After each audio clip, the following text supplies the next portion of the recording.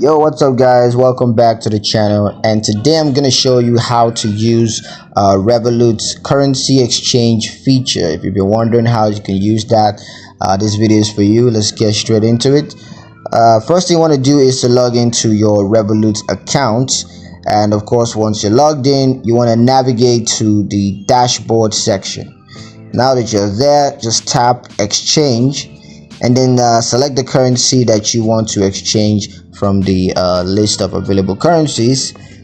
Next, you want to enter the amounts that you want to exchange, and you can set the exchange rate.